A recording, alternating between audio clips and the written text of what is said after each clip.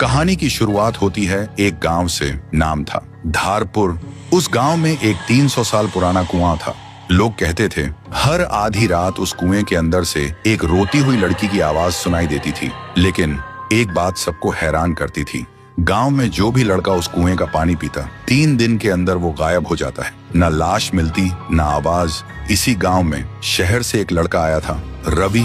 वह छुट्टियों में अपनी नानी से मिलने आया था। उसने सुना था कि लोग अब भी उस कुएं से डरते हैं, लेकिन रवि सोचते हैं डर सिर्फ अंधविश्वास है और कुछ नहीं।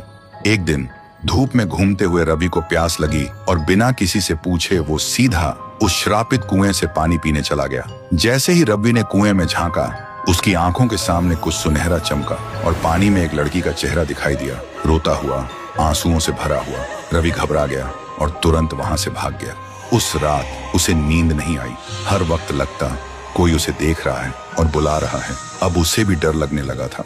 फिर सुबह रवि ने एक बुजुर्ग से पूछा, दादा, ये गांव का कुआं इतना डरावना क्यों है? बुजुर्ग हांफते हुए बोलते हैं, बेटा, ये कुआं इतना भयानक क्यों है और उस कुएं में ऐसा क्या है जो सिर्फ लड़कों को ही अपना शिकार बनाता है? आज तक इसका राज कोई समझ नहीं पाया। रवि बोलता है, तो क्यों ना हम एक तांत्रिक को बुला लें जो इस राज का पता लगा सके।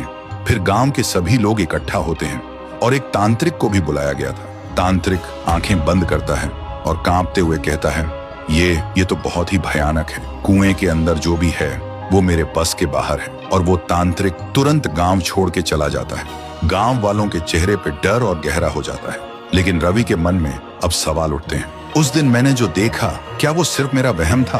और आज तांत्रिक ने क्या देखा जो डर के भाग गया? उसी दिन अमावस्या की रात थी। रवि कुएं के पास एक पेड़ के पीछे छुप जाता है। ठीक आधी रात को कुएं के अंदर से एक अजीब सी आवाज आती है और तभी कुएं के अंदर से एक लड़की बाहर निकलती है। वो डरावनी थी, लेकिन उसकी आंखों में सिर्फ दर्द था। थोड़ी देर बाद एक लड़का बाइक लेकर गांव से गुजरता है। वो लड़की अचानक उसके सामने आ जाती है। लड़का तुरंत ब्रेक लगाता है, लेकिन कुछ ही पल में वो उसे गायब कर देती है। रवि ये सब देखकर हैरान रह जाता है। उसके दिमाग में एक ही सवाल घूमता है, ये कौन है और सिर्फ लड़कों को ही क्यों अपना शिकार बना रही है, लड़कियों को क्यों नहीं? तो दोस्तों, अगर आपको पता करना है कि कुएं में वो लड़की कौन है और वो सिर्फ लड़कों को ही क्यों अपना शिकार बनाती है, तो कमेंट करो, पार्ट 2 चाहिए।